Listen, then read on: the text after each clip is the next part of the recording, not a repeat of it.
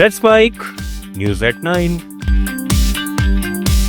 America के पूर्वी तट पर शक्तिशाली बर्फीले तूफान सुपर बम से भारी तबाही मचने की आशंका है। यह तेजी से फैलने वाला नॉर ईस्टर है, जिसमें न्यूयॉर्क सिटी और उत्तर पूर्वी इलाकों में 1 से 2 फीट तक भारी गीली बर्फबारी, तेज हवाएं और ब्लीजर्ड कंडीशन होने की आशंका है। इससे 3 करोड़ से ज्यादा लोगों को ब्लीजर्ड वार्निंग जारी की गई है। यात्रा लगभग असंभव हो सकती है। एयर इंडिया ने यात्रियों और क्रू की सुरक्षा को प्राथमिकता देते हुए 23 फरवरी को न्यूयॉर्क और नेवार्क से आने जाने वाली सभी उड़ानें रद्द कर दी हैं, क्योंकि 22 और 23 फरवरी को भारी बर्फबारी से फ्लाइट ऑपरेशंस पर बड़ा असर पड़ने का अनुमान है। एयरलाइंस ने प्रभावित यात्रियों की मदद के लिए स्पेशल टीमें तैनात की हैं और रीबुकिंग की सुविधा दी है। न्यूयॉर्क के मेयर जोहरान ममदानी ने लोगों से घरों में रहने की अपील की है, क्योंकि यह तूफान जनवरी के आखिरी तूफान से भी ज़्यादा खतरनाक हो सकता है, जिसमें पावर आउटरेज, पेड़ गिरना और तटीय बाढ़ की भी आशंका है। अभी तक 1000 से ज़्यादा फ्लाइट्स कैंसिल हो चुकी हैं। यह स्टॉर्म सुपर बम के रूप में रैपिड इंटेंसिफिकेशन दिखा रहा है।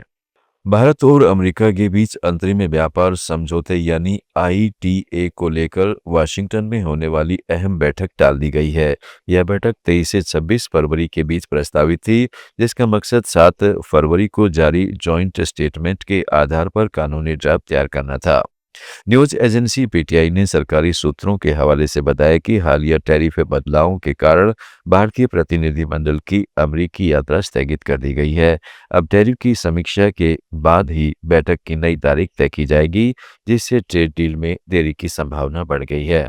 दरअसल अमेरिकी सुप्रीम कोर्ट के फैसले के बाद डोनाल्ड ट्रंप ने पहले 10% और फिर 24 घंटे के भीतर टैरिफ बढ़ाकर 15% कर दिया था।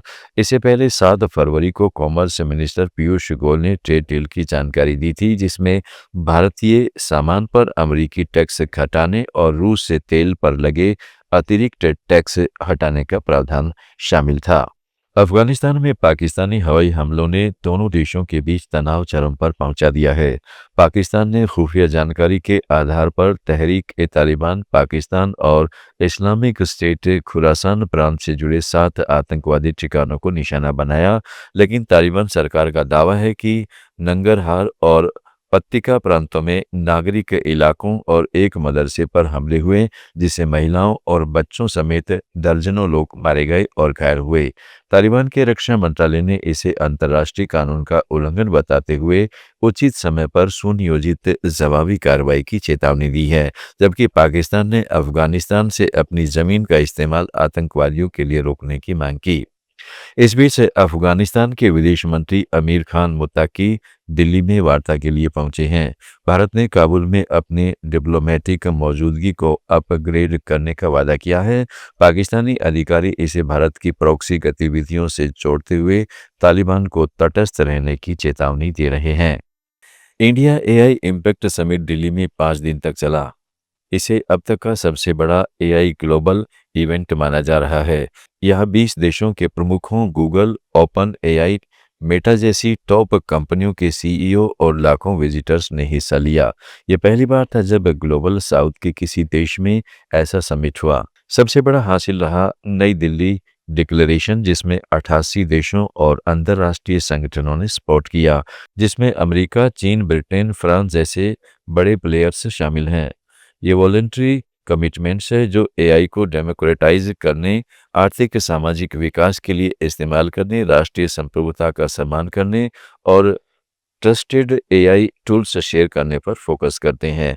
भारत ने अमेरिका के साथ पैक्स सिलिका इनिशिएटिव ज्वाइन किया, जो सेमीकंडक्टर, क्रिटिकल मिनरल्स और एआई सप्लाई चेन को सिक्योर बनाने के लिए है। ये चीन की बढ़ती ताकत को बैलेंस करने का हिस्सा माना जाता है और भारत के सेमीकंडक्टर सेक्टर में बूस्ट लाएगा। समिट में ओपन एआई, गूगल, एंथ्रोपिक जैसी कंपनियों ने new Delhi AI impact commitments पर साइन किए, जो एआई के जॉब इम्पैक्ट का एनालिसिस और मल्टीलिंगुअल कल्चरल एआई को प्रमोट करने पर है। भारत के 3 इंडिजिनस एआई मॉडल्स सर्वम, ज्ञानी और भारत जेन लॉन्च हुए, जो भारतीय भाषाओं पर फोकस्ड हैं। समाचारों में फिलहाल इतना ही। जुड़े रहिएगा लेट्स माइक के साथ।